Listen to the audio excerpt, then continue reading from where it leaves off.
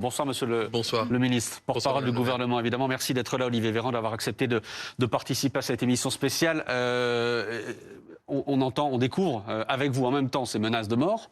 Comment vous réagissez? Qu'est-ce que vous pouvez dire ce soir à une élue comme Madame Toraval, maire d'une ville comme Romans-sur-Isère, qui est en première ligne, on le disait tout à l'heure, et qui reçoit des menaces absolument abjectes? D'abord, mon plein soutien à Madame la maire qui n'a pas à recevoir ce type de menaces.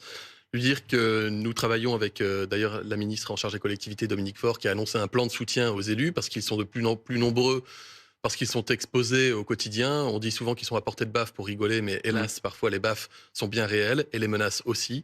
J'entends qu'elle a porté plainte, elle a bien fait et je ferai tout mon possible pour l'accompagner, comme nous le faisons avec tous les élus lorsqu'ils reçoivent des menaces. C'est proprement scandaleux, c'est grave et je vous apporte mon soutien. Marie-Hélène Toraval, est-ce que vous avez une question que vous souhaiteriez poser au ministre ?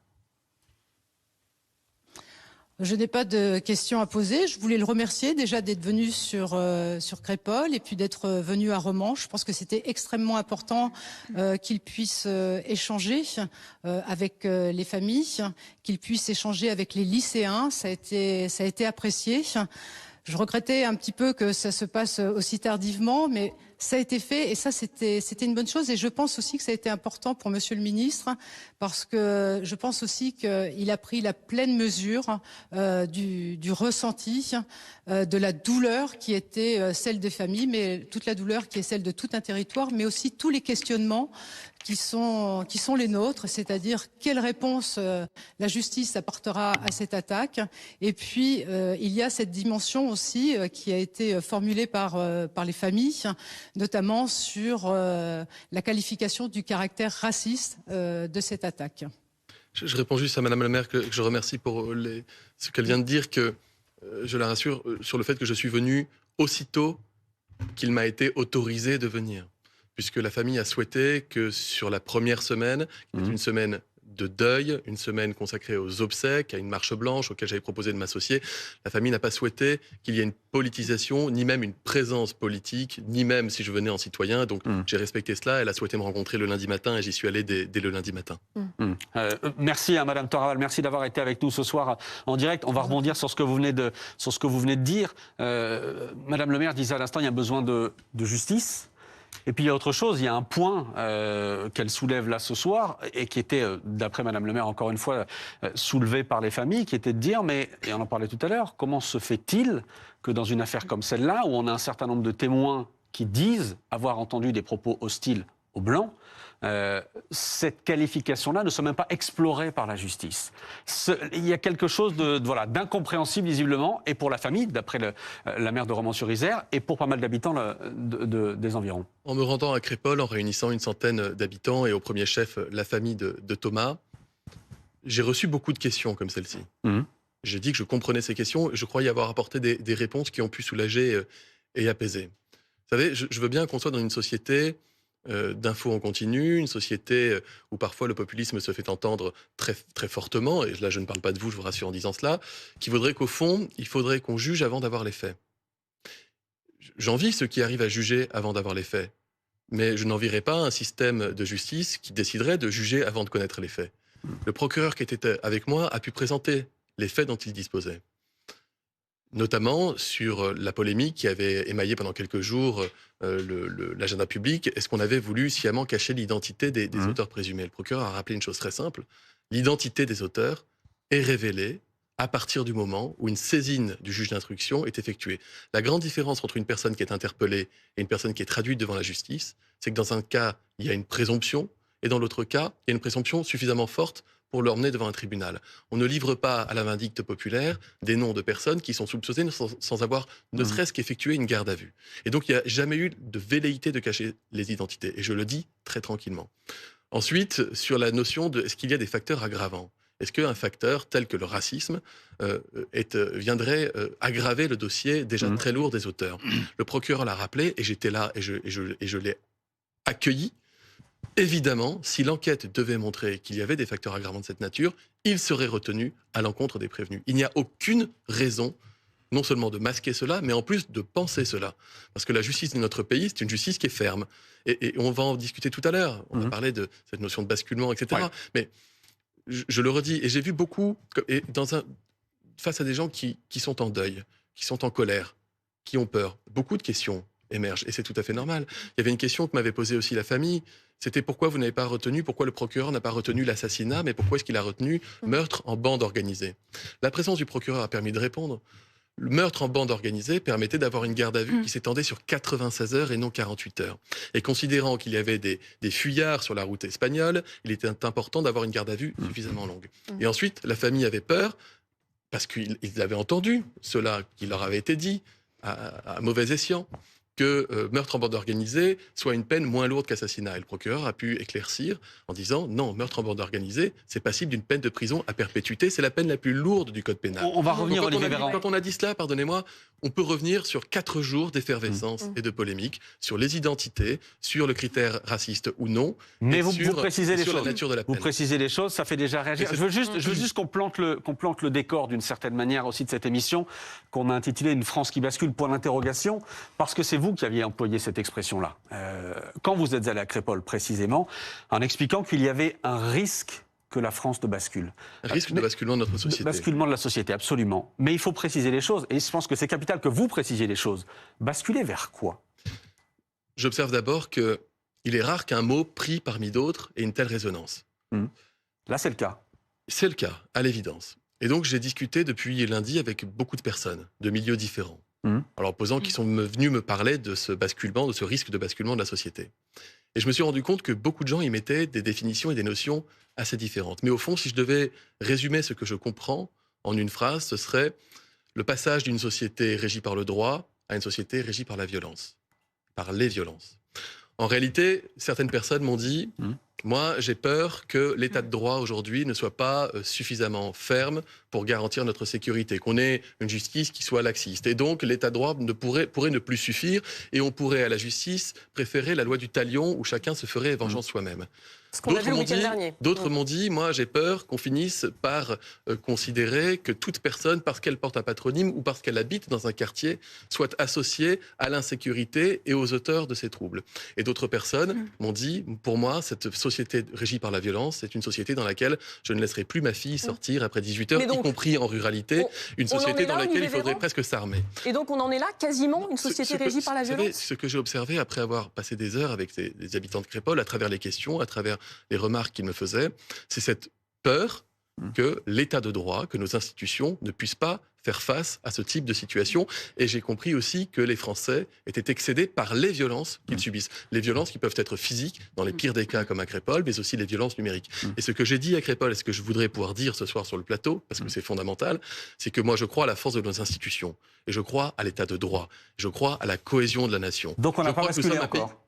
Je parle de risque de basculement de la société. Et ce que je veux pouvoir dire aussi ce soir sur ce plateau, c'est ce que nous faisons pour éviter que la société ne bascule. On va en parler évidemment. Mais avant de parler de ce que vous faites, une question quand même sur ce que vous avez dit, parce que il y a eu une évolution dans votre discours. À la sortie du Conseil des ministres le 22 novembre, c'est-à-dire 5 jours avant votre déplacement à Crépol, quand vous avez été interrogé par nos confrères, vous avez, à propos de ce meurtre, posé la question, est-ce que ça reflète ce qu'est devenue la société française, avez-vous demandé? Et vous avez dit, je suis peut-être un optimiste, mais je considère que notre société est plus solide que cela. À l'inverse, donc 5 jours plus tard à Crépol, là, votre discours, il se durcit. C'est comme s'il y avait eu une prise de conscience, c'est-à-dire que vous changez et la sémantique et la violence, au fond, de votre radioscopie de la société française. Anna Cavana, je me souviens de ce que j'ai dit et le mercredi et le lundi qui suit, je n'enlèverai aucun mot. Chaque mot était pesé et réfléchi. Mais alors vous avez compris de nouvelles choses dans ces 5 jours? Pas du tout. On peut totalement considérer et reconnaître que l'insécurité et la violence est insupportable aux yeux des Français, que plus la société se modernise, plus la violence n'est pas supportée, et pour autant nous avons des formes de violence qui s'expriment dans notre société. Est-ce que c'est la société tout entière qui est violente? Non. Est-ce qu'il y a 2 France qui seraient vouées à s'opposer l'une à l'autre? Non. Est-ce que nous avons dans notre société suffisamment de ressources pour faire face ensemble et à ne pas sombrer dans une spirale de la violence? Évidemment, sinon je ne serais pas de ce côté-là de l'échiquier politique. Je serais du côté des populistes que vous recevrez tout à l'heure et qui vous expliqueraient que la société est perdue, qu'il faudrait se faire face, se faire la guerre et qu'il n'y aurait pas d'autre option que d'apprendre à se haïr. Ça, c'est pour Jean-Jean Bardella qui sera notre invité tout à l'heure. Je crois tout l'inverse. Mais j'entends l'inquiétude des Français qui me disent qu'ils ont peur que nos institutions ne suffisent pas à Donc ce qui régler a les fait problèmes changer et les votre discours, solutions. c'est l'inquiétude que vous avez perçue Encore une fois, mon discours auprès des interlocuteurs. n'a pas changé. Si vous écoutez la totalité de ce que j'ai dit, Je les ai écoutés, je vous promets. ça ne contredit pas. Je suis très à l'aise avec ça, je vous le dis. Je suis très à l'aise avec ça.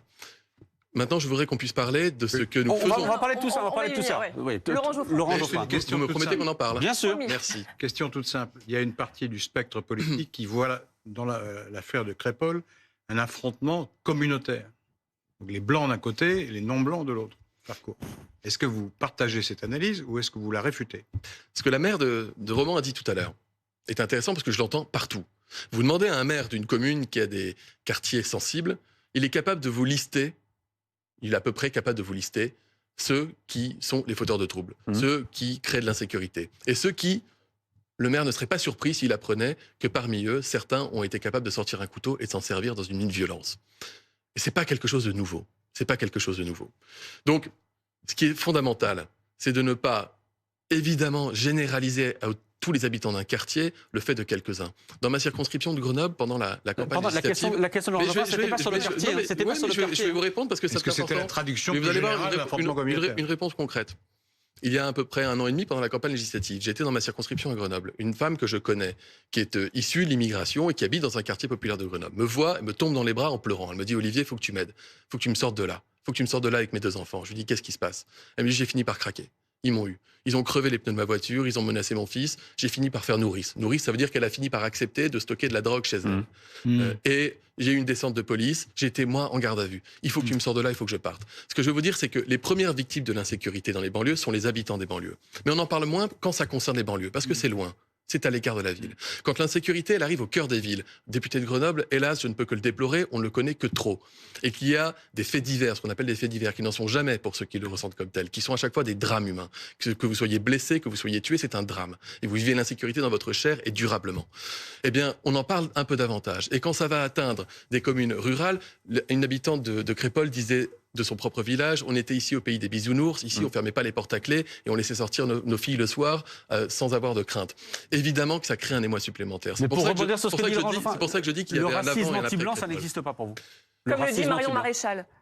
Mais, pardon, on peut mettre ce qu'on veut derrière les mots. Vous invitez un sociologue qui vous expliquera que le racisme, c'est une communauté qui est forcément minoritaire, qui subit des oppressions. Donc les Blancs ne sont pas minoritaires en France.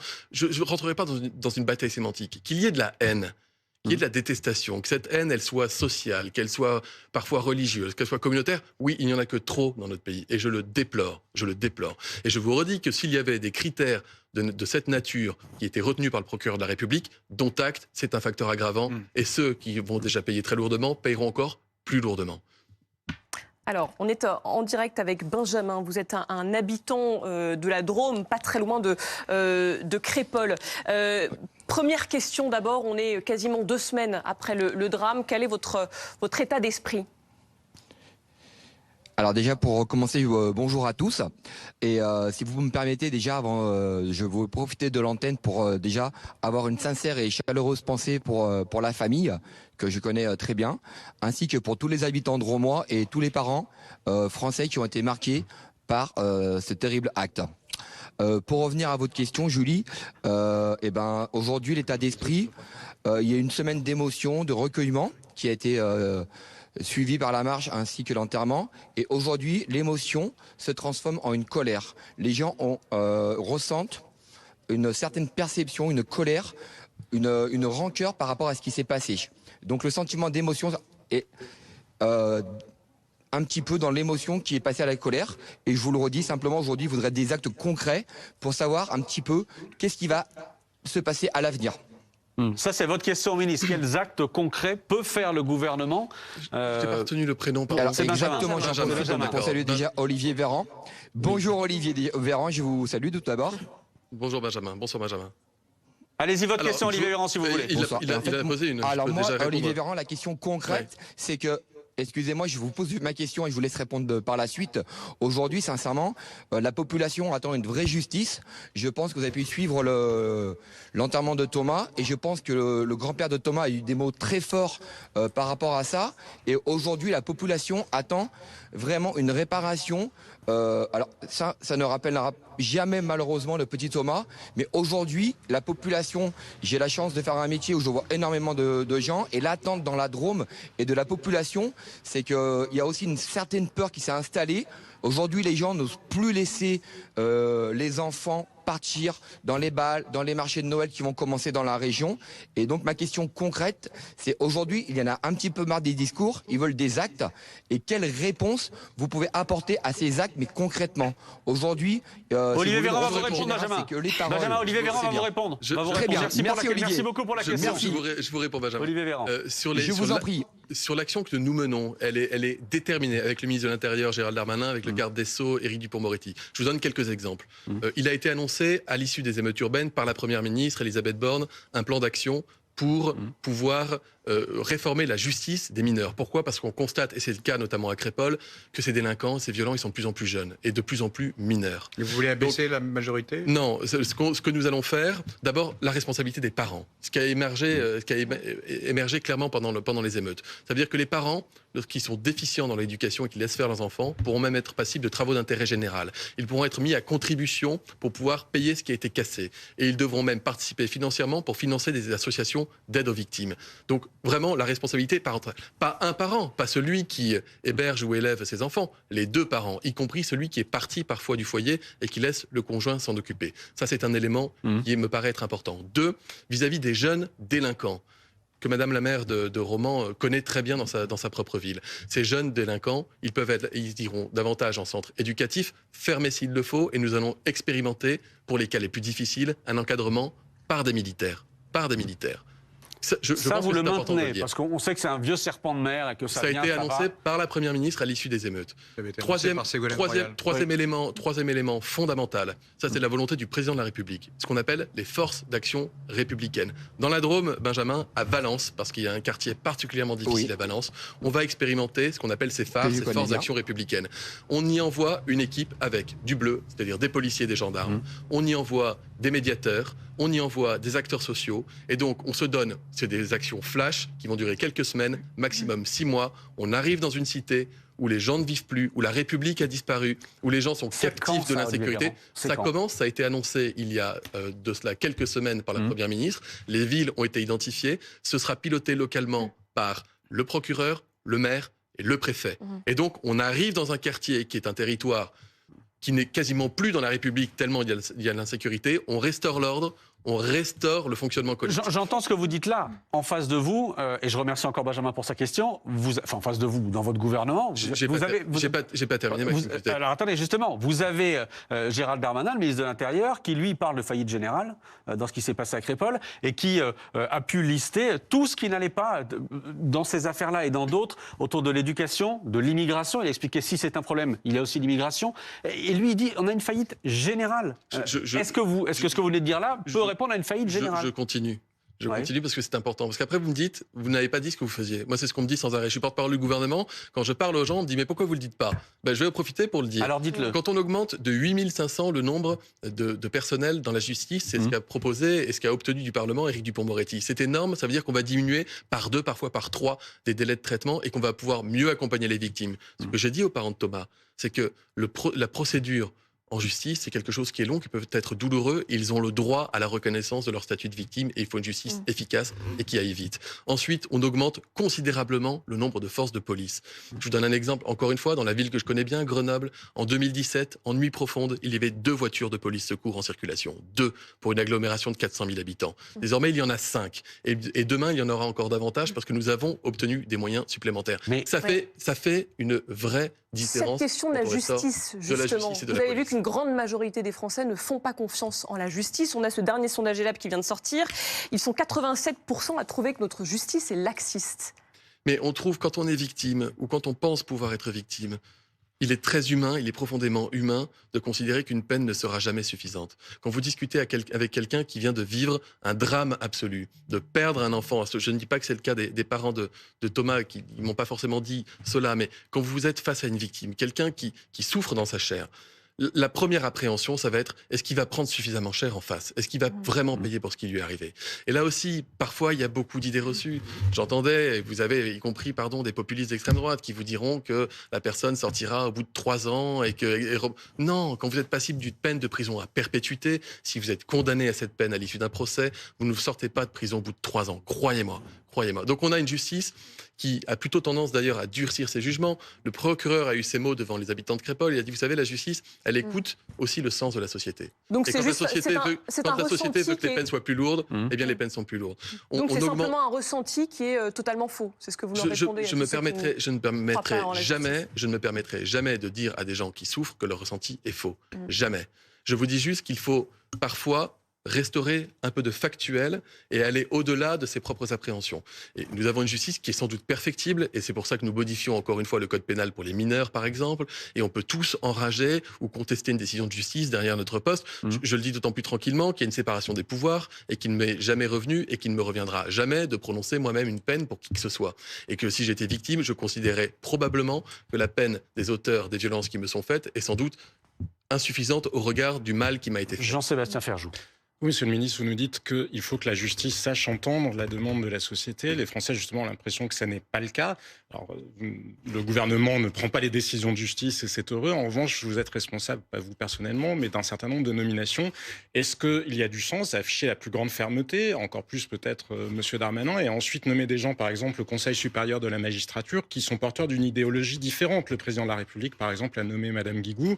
La présidente de l'Assemblée nationale a nommé une magistrate qui avait appelé à voter pour Jean-Luc Mélenchon, le même Jean-Luc Mélenchon qui dit la police tue. Le président de la section intérieure du Conseil d'État, qui s'occupe de tous les sujets régaliens, est réputé pour son côté multiculturaliste. Est-ce que vous pensez que ce « en même temps » dans les nominations a un sens, que vous n'êtes pas vous n'êtes pas responsable des décisions de justice elles-mêmes?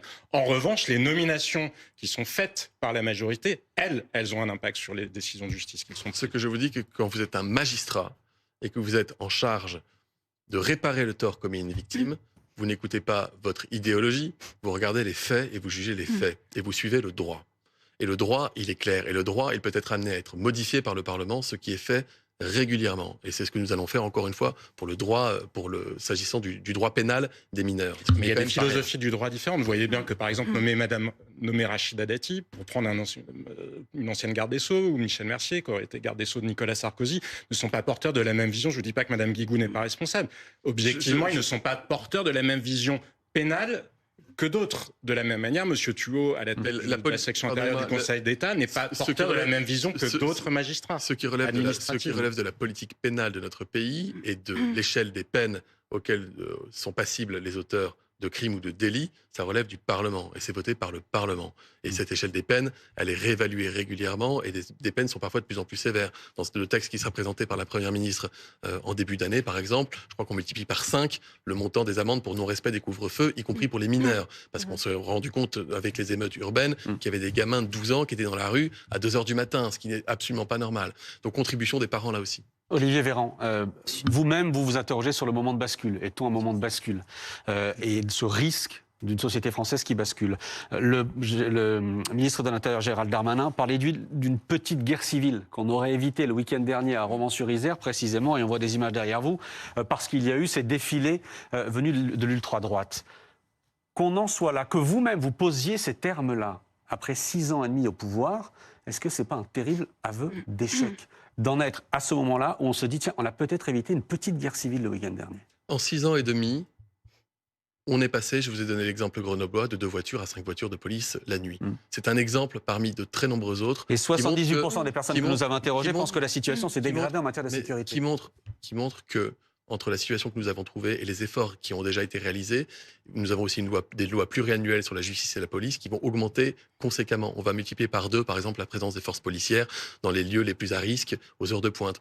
Le président de la République n'a pas attendu le drame de Crépol pour annoncer 200 brigades de gendarmerie supplémentaires. Vous savez depuis combien de temps on n'avait pas augmenté le nombre de brigades de gendarmerie sur notre territoire, dont une, à 20 km de Crépol, justement pour tenir compte de l'évolution de l'insécurité, y compris en milieu rural. Maxime Switek, les efforts que nous faisons aujourd'hui en matière de police et de justice, personne ne les avait fait avant nous. Est-ce que ça suffit? Est-ce que ça ne suffit pas? Ce n'est pas à moi d'en juger. Mais je vous dis que nous mettons les moyens et qu'il n'y a pas de prise de conscience aujourd'hui du problème que rencontrent les Français. Quant à ce à quoi vous faites allusion, ce sont des charognards.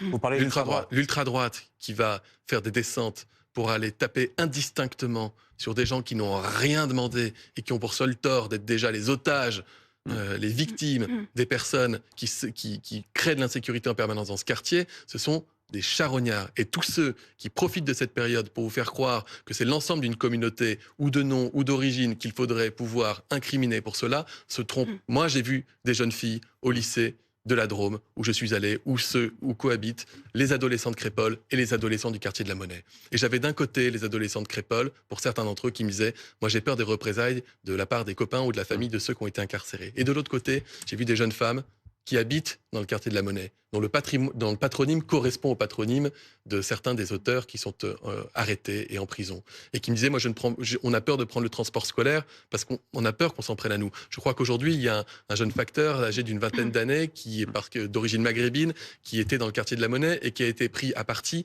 par 4 personnes et menacé avec un couteau. Cela est grave. Ce que vous décrivez, ce sont des France face à face. Mais non, ce ne sont pas des France face à face, pardon, ce ne sont pas les Français. Et les gens à Crépol, dans cette salle des fêtes, avaient malgré la colère, malgré la peine, malgré la détresse légitime qui sont les leurs, à aucun moment n'ont considéré que ceux qui faisaient ça agissaient en leur nom. Ne nous trompons pas, il y a ceux qui veulent profiter de ce climat et de cette tristesse et de ce chagrin pour faire croire qu'il nous faudrait inévitablement basculer dans la haine. Lorsque on répond à la violence par la haine, et pas par la justice, et pas par l'état de droit, c'est là qu'on bascule dans quelque chose qui est dangereux.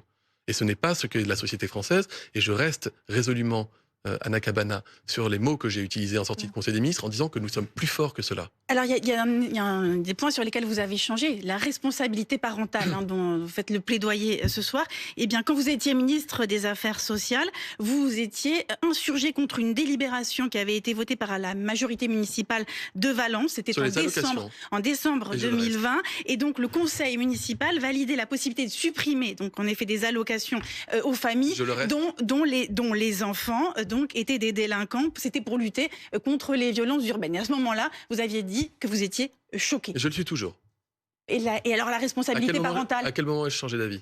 La responsabilité parentale, qu'aujourd'hui vous appelez de vos voeux. Il y a une vraie différence, Anna Cabana, une vraie différence entre dire lorsque des parents manifestement ne font pas montre d'éducation ou d'encadrement de leurs enfants et ils vont devoir payer des réparations pour ce que leurs enfants ont détruit, ou ils vont suivre des travaux d'intérêt général de manière à leur permettre de changer d'attitude vis-à-vis de leurs enfants, et dire que dans une famille, dans une fratrie, il y a un enfant qui fait n'importe quoi, on va priver toute la famille de prestations sociales et d'allocations sociales. Les allocations familiales sont des allocations sociales qui sont universelles et qui ne répondent qu'à une condition, la condition de revenu. La responsabilité parentale, vous ne la toucherez pas de cette façon-là. La question des allocations est une question qui est injuste. Vous pouvez être un gamin du quartier de la Monnaie, vous en sortir, bosser, faire partie de cette première ligne qu'on célébrait pendant le Covid et qu'on a vite oublié.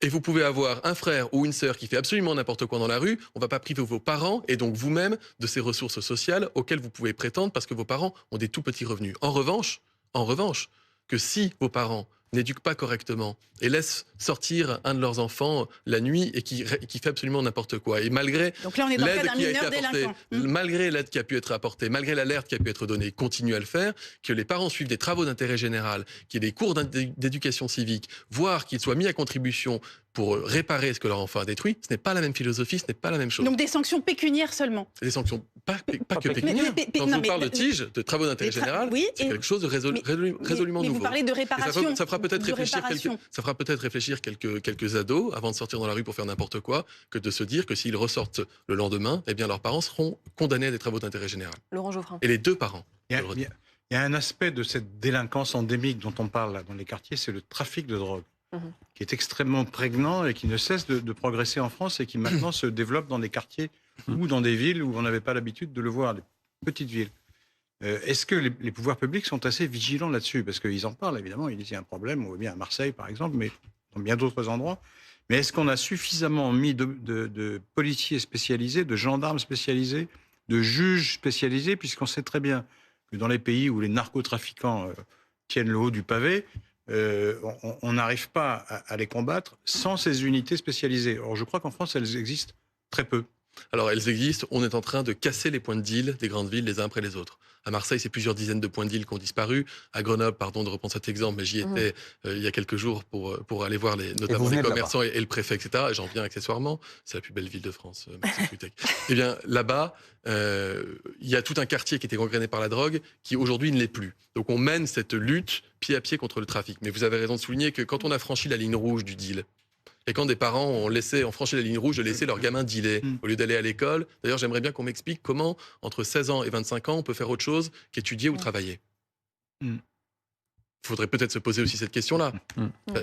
Je pense que quand on est entre 16 ans et 25 ans, ou on étudie ou on travaille. Mais les gamins qui sont dans la rue, dans l'oisiveté et qui vivent du deal, c'est anormal. Et donc on lutte contre ça. On lutte contre ça. Non, mais je sais bien que vous luttez, mais on a le sentiment que les moyens ne sont pas suffisants.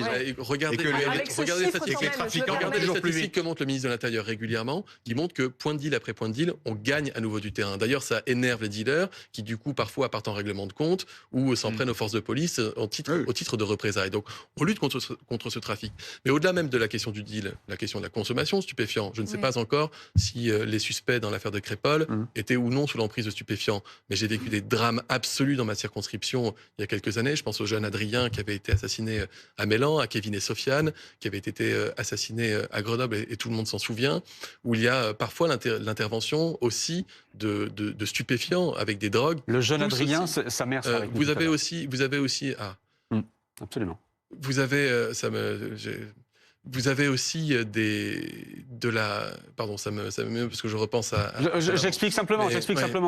Adrien, c'est Adrien Pérez. On est d'accord. Sa mère sera avec nous. Tué en 2018 à la sortie d'une boîte de nuit. Il essaie de séparer des groupes qui se bagarrent. Coup de couteau. Voilà. 2 personnes condamnées à 15 ans de prison à l'époque. Et je vous vois très ému. Pardon. Je reviens. Pourquoi ? Parce que ça résonne. Parce que c'est chez vous aussi. Oui, parce que ça avait été très dur pour la famille. Ça avait été très dur pour tout le monde là-bas. Enfin voilà. Pardon. Je reprends mes esprits. Il y a aussi un problème de santé mentale qui peut aussi préexister. J'avais demandé au procureur à l'époque justement combien de jeunes étaient susceptibles de passer à l'acte. Combien de jeunes qui peuvent avoir parfois un couteau sur eux étaient capables du jour au lendemain dans un accès de folie ou sous l'emprise de stupéfiants ou un accès de colère, parce que vous savez, ces jeunes, ils sont aussi souvent très arrogants, ils supportent pas l'intolérance à la frustration. Ils sont très intolérants à la frustration. Et donc lorsqu'ils s'estiment contrariés, ils vont surréagir la plus horrible des manières. Et parfois même confrontés au fait qu'ils aient tué quelqu'un, ils vont vous dire mais c'est lui qui a commencé. Sur les violences. Si vous voulez, il y a aussi tout le travail de la psychiatrie qui est mené. Et je salue les pédopsies parce qu'ils connaissent. Sur les violences liées au trafic de drogue, vous avez entendu, j'imagine, ce chiffre donné par le directeur général de la police nationale, Frédéric Vaux. Au 13 novembre 2023, on a constaté 315 homicides ou tentatives d'homicide entre malfaiteurs, une hausse de 57% par rapport à 2022, une hausse de 57%. On est loin d'avoir contrôlé la situation. Alors, pardonnez-moi, s'il y a des règlements de compte entre bandes de dealers, ça ne veut pas dire que le deal s'étend. Ça veut dire parfois que les territoires se restreignent. Les policiers vous le diront. Plus vous allez agacer les points de deal, plus vous restreignez les territoires, plus vous récupérez du territoire, plus dans la phase aiguë, c'est-à-dire au moment où ça arrive, vous intervenez, il peut y avoir un rebond de violence. Et là, je le déplore parce que parfois c'est pareil. Vous savez, dans la presse, on lit un jeune de 18 ans tué par balle dans telle ou telle ville. Et on vous dit dans le cadre d'un règlement de compte. Et vous dites, enfin ça reste un jeune de 18 ans qui est tué par balle. Enfin, qui deal, c'est pas bien, mais ça reste un jeune de 18 ans. Et personne ne devrait avoir à mourir. On voit bien que le deal dans les quartiers est une calamité pour ceux qui l'exercent. C'est une calamité aussi pour les populations qui vivent ça au quotidien. Donc vraiment, on est absolument mobilisé là-dessus. Croyez-moi, je connais bien. On a vraiment l'impression qu'il y a tout un catalogue de mesures, Olivier Véran. Depuis des vous années. énumérez toutes les mesures du gouvernement en matière de sécurité, de police, de justice. Vous constatez bien qu'il y a un gros décalage par rapport à la perception des Français. Je vous dis que les résultats... Comment vous l'expliquez ? Les résultats, on est en train de les enregistrer, que les changements sont en train de s'opérer et qu'on adopte aussi des nouvelles techniques pour lutter contre l'insécurité. L'insécurité zéro n'existera jamais nulle part dans le monde. On est d'accord là-dessus. Même dans les États les plus policiers, il y a de l'insécurité. Ce qu'on veut, c'est la restreindre le plus possible et en finir avec ces bandes qui, honnêtement, sème le désordre et voire le chaos, parfois dans les villes et dans les campagnes. Une question encore, Olivier Véran. Tout à l'heure, Jordan Bardella sera à votre place. Ce sera à 22h30 sur BFM TV. Ce qui se joue aussi derrière tout ça, derrière ce que l'on voit, toutes les images et toutes les questions que l'on vous pose ce soir, ce sont les prochaines échéances électorales, ce sont les européennes, la présidentielle plus loin. Ce qui se joue derrière tout ça, c'est comment est-ce que vous allez faire, vous, au gouvernement et dans la majorité, pour empêcher Jordan Bardella, Marine Le Pen d'arriver au pouvoir. C'est ça qui se joue aussi là aujourd'hui. Mais le Rassemblement national est un parti d'extrême droite populiste. Il fait ce que je contestais tout à l'heure. Il décide avant les faits. Il juge avant les faits. Et il a des réponses toutes prêtes à tout. Il vous dira toujours qu'il est d'accord avec vous, il vous dira toujours que l'État est défaillant, que l'Europe ne sert à rien. Et visiblement, ça Et donc, marche. il vit de ce chaos. Pour me rendre dans beaucoup de villes tenues par le RN depuis quelques semaines, je constate cela.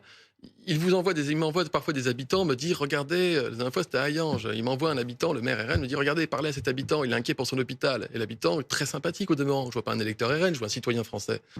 Il me dit, je suis très inquiet pour l'hôpital parce qu'il paraît qu'il va fermer. Je dis, écoutez, votre hôpital, il y a 3 ans, il était tenu par un groupe privé qui était en faillite. On l'a fait reprendre par l'hôpital public. On est en train de rouvrir, de travailler pour rouvrir des services. Au contraire, on est en train de le conforter. Et Vous savez ce que m'a dit l'habitant? Ah bah ça me rassure. Mais si ça rassure l'habitant, ça fait pas plaisir au Front National.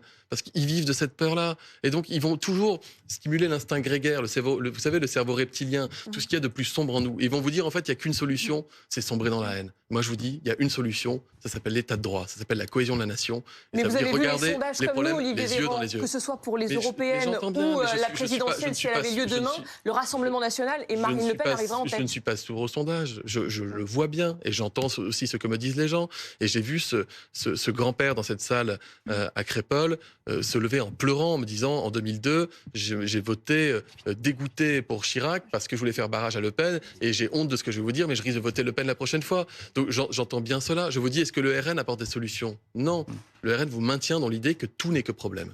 Une question pour sortir des sujets qui nous intéressent ce soir. Il y a eu une grande joie tout à l'heure. On l'a vu, on a vu les images sur BFM TV, c'est la libération de Mia Chem, qui était otage du Hamas dans la bande de Gaza. Il reste ce soir 4 Français portés disparus. On voit encore une fois les images de Mia qui a été remise tout à l'heure au personnel de la Croix-Rouge. Il reste 4 Français portés disparus. Que savez-vous ce soir de leur situation? Je ne peux rien vous dire de plus que ce que dit le Quai d'Orsay là-dessus. Et chacun doit comprendre pourquoi. Est-ce que vous êtes inquiet? Parce que depuis le premier jour, la France met tout ce qui est en son pouvoir pour libérer ses ressortissants. Et donc, c'est un travail de longue haleine, c'est un travail extrêmement intense, un travail très délicat. Et c'est aussi le souhait des familles. Je n'en dis pas davantage que le bonheur que j'ai de voir Mia, qui était l'otage française dont on a vu cette première vidéo il y a quelques semaines, retrouver les bras de sa maman. Est-ce qu'on sait au moins s'ils sont des vivants? images chaleureuses. Est-ce qu'on sait au moins s'ils sont vivants? Je ne peux pas vous donner ces informations. Merci Olivier Véran. Mais Merci à vous. on continuera à faire tout ce qu'on peut jusqu'au dernier jour.